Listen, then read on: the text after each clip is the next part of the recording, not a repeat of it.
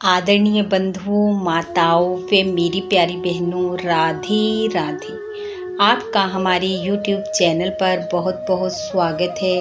बंधुओं, आज हम इस वीडियो में अधिक मास महत्तम का 8वां अध्याय सुनेंगे, जिसे सुनने सुनाने से पुरुषोत्तम भगवान की कृपा से प्राणी सभी प्रकार के संकटों से मुक्त होकर भगवान की प्रियता को पाता है एवं सुख समृद्धि पुत्र पौत्र आदि का सुख प्राप्त करता है। महत्तम सुनने के बाद यदि आप हमारे चैनल पर नए हैं तो हमारे चैनल को सब्सक्राइब करें, बेल आइकन को प्रेस करें ताकि हमारी वीडियो के नोटिफिकेशन सबसे पहले आप तक पहुंचे। वीडियो को शेयर व लाइक भी जरूर करें। सूत जी बोले, हे तपोधन, विष्णु और श्री कृष्ण का संवाद सुनकर नारद जी ने पुनः प्रश्न किया, हे प्रभु, लक्ष्मीपति के वैकुंठ गमन के पश्चात क्या हुआ सो मुझे सुनाइए। इस प्रश्न से भगवान बद्रीनाथ प्रसन्न हो बोले, श्री लक्ष्मीपति ने पुरुषोत्तम मास को अपने वैकुंठ में ही निवास दे दिया, तो वह वहाँ का निवासी हो, स्वर्ग का निवासी हो और सब मासों का अधिपति होकर आनंद पूर्वक विष्णु जी के साथ क्रीड़ा करने लगा। अनंतर हे मुने, भक्त वत्सल भगवान युधिष्ठिर और द्रौपदी की ओर देखते हुए श्री कृष्ण जी अर्जुन से कहने लगे, हे राजा शार्दुल, मुझे विदित है कि आप लोगों ने वन में आकर कष्ट सहे हैं, इसी से आपको पुरुषोत्तम मास का ध्यान नहीं रहा। वृंदावन श्री कृष्ण का प्रिय पुरुषोत्तम मास आदर नहीं पा सका।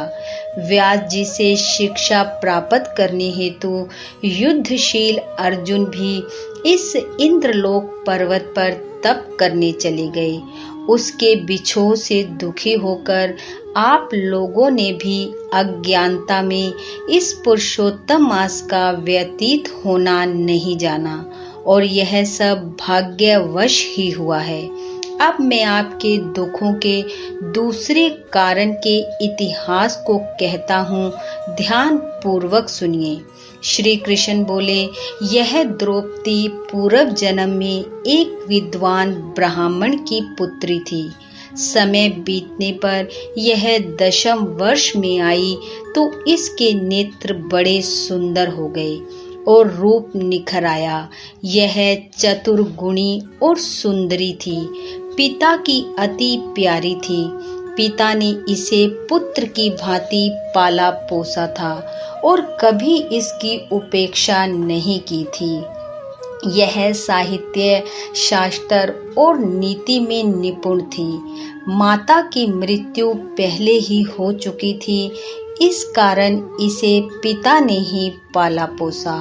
कुछ बड़ा होने पर पड़ोसियों सखियों का सुख देखकर यह भी पुत्र आदि की कामना करने लगी।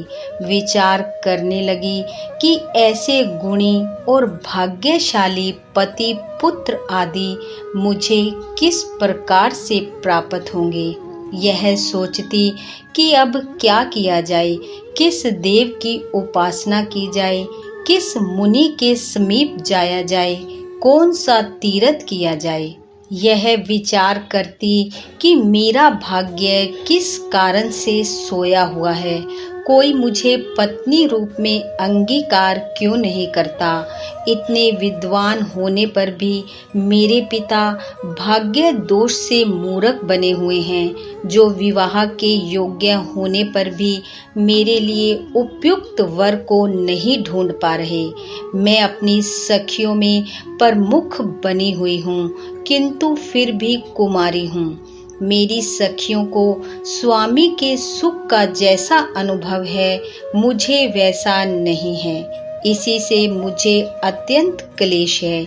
इसी प्रकार इच्छाओं के समुद्र में चिंतातुर यह कन्या मोह और शोक के सागर में डूब गई। दूसरी ओर वह विद्वान ब्राह्मण कन्यादान हेतु उपयुक्त पात्र की खोज करने में लगा रहा, किंतु उसे इसके योग्य पात्र नहीं मिला और वह निराश हो गया। अपनी कन्या के दुर्भाग्य से उसके संकल्प का पिंजरा टूट गया और देववश उसे तीव्र एवं दारुण ज्वर ने ग्रस्त कर लिया। उसने अपनी पुत्री को स्मरण किया, किंतु जब तक भयभीत हुई पुत्री उस तक आई, उसके प्राण निकल चुके थे।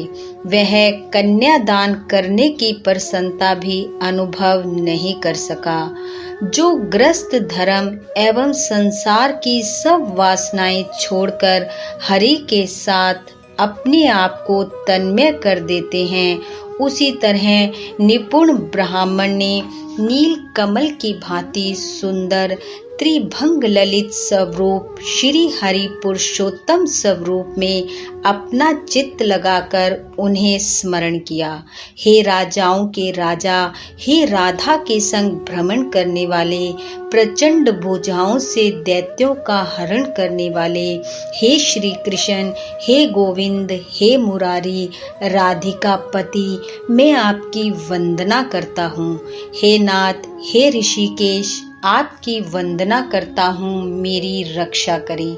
उस मुनि के ऐसे वचनों को सुनकर भगवान के गोलोक से उनके पार्षद आ पहुँचे और मृतक की आत्मा को लेकर भगवान के चरणों में प्रस्तुत कर दिया। अपने पिता को मृत पाकर यह कन्या हाहाकार करके रुदन करने लगी। पिता के शरीर को गोद में रखे यह करुण विलाप करने लगी। हाय पिता, अपनी पुत्री को सुख से रखने वाले कृपालु, मुझे आप किसके आश्रय छोड़ गए हो? मुझ पितृहीन की अब कौन रक्षा करेगा? ना मेरा कोई है और ना ही मेरा कोई कुटुंबी है। मेरी माता भी नहीं है। हाय, मेरे भोजन वस्त्र की चिंता अब कौन करेगा? हे पुत्री को प्यार करने वाले पिता, तुम बिना विवाह किए मुझे छोड़कर कहाँ चले गए? हे तपोनिधि, लौट कर यहाँ आओ। इस प्रकार अश्रु बहाती हुई वह ब्राह्मण बालिका बारंबार रुदन करती रही। उसका ऐसा करुण रुदन सुनकर उस वन में निवास करने वाले अन्य ब्राह्मण सोचने लगे कि ऐसे करुण स्वर में कौन रोता है। तो पता लगा कि ब्राह्मण की पुत्री रो रही है, उसका पिता मृत्यु को प्राप्त हो गया है। सो सब एकत्रित होकर विलाप करते हुए उस ब्राह्मण बालिका के निकट पहुँचे और रुदन करने लगे। अंत में उन्होंने उस बालिका की गोद से मृतक शरीर को उठाया और काष्ठ आदि से चिता बनाकर शिवालय के निकट शमशान में उनकी अंत्येष्टि कर दी और दुखी ब्राह्मण बालिका को धीरज बंधाकर सब अपने अपने निवास स्थानों को लौट गए। बालिका ने पिता के सभी अर्धदेहिक विधानों में यथाशक्ति व्यय किया और उसी वन में अपने पिता के बिछोह से दुखी रहने लगी।